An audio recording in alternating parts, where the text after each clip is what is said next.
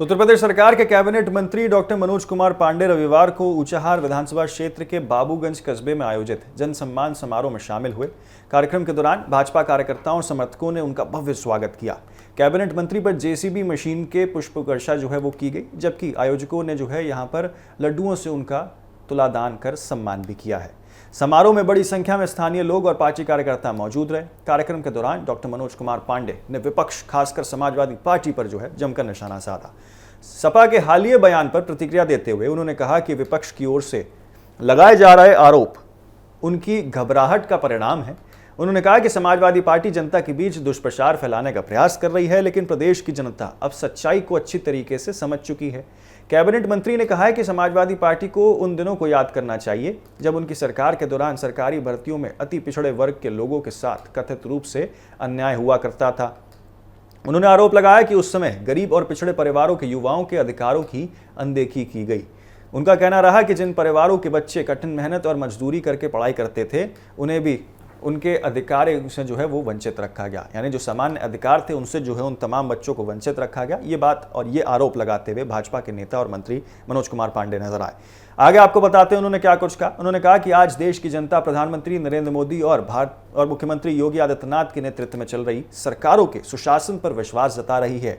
उन्होंने कहा कि सबका साथ, सबका विकास, सबका विश्वास के संकल्प के साथ सरकार लगातार काम कर रही है और इसी वजह से जनता का भरोसा भारतीय जनता पार्टी के साथ मजबूत हुआ है। उन्होंने आरोप लगाया है कि लंबे समय से सत्ता से बाहर रहने वाले दल जनता को भ्रमित करने की कोशिश कर रहे हैं, लेकिन लोग अब उनके बहकावे में आने वाले नहीं हैं। उन्होंने कहा कि प्रदेश और देश की जनता ये देख रही है कि कौन सरकार लोगों के अधिकार दिलाने का काम कर रही है और कौन आर्थिक रूप से समाज को सशक्त बना रही है। मंत्री ने कहा कि वर्तमान सरकार समाज के सभी वर्गों के उत्थान के लिए काम कर रही है। उन्होंने दावा किया है कि सरकार ने महिलाओं की सुरक्षा, सम्मान और सशक्तिकरण के क्षेत्र में कई महत्वपूर्ण कदम उठाए हैं, जिसके सकारात्मक परिणाम भी सामने आए हैं। कैबिनेट मंत्री ने कहा है कि सरकार आदि आबादी के सम्मान और सुरक्षा को सर्वोच्च प्राथमिकता दे रही है। उन्होंने कहा कि सनातन संस्कृति, धार्मिक आस्था और सामाजिक मूल्यों के संरक्षण के लिए भी सरकार लगातार कार्य कर रही है। उनके अनुसार समाज के हर वर्ग को सम्मान और सुरक्षा देने की दिशा में सरकार की नीतियां प्रभावी साबित हो रही हैं। उन्होंने विश्वास जताया है कि जनता ऐसे लोगों को दोबारा सत्ता में आने का अवसर नहीं देगी जो केवल राजनीतिक लाभ के लिए भ्रम फैलाने का प्रयास करते हैं। अपने संबोधन के दौरान डॉक्टर मनोज कुमार पांडे ने कहा कि लोकतंत्र में अंतिम निर्णय वो दरअसल जनता का होता है।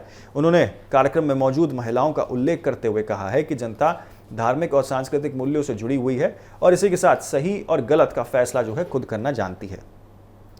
उन्होंने कहा है कि जनता ने अपने आशीर्वाद वो भारतीय जनता पार्टी को दिया है और भविष्य में वही तय करेंगे कि आखिरकार किसे जन समर्थन मिलना चाहिए।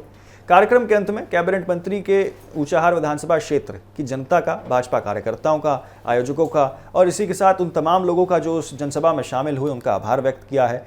उन्होंने कहा कि जिस आत्मीयता और सम्मान के साथ उनका स्वागत किया गया वो उसके लिए सभी का धन्यवाद करते हैं। उन्होंने विश्वास जताया है कि जनता का यही स्नेह और समर्थन उन्हें आगे भी क्षेत्र के विकास और जनसेवा के लिए प्रेरित करता रहेगा।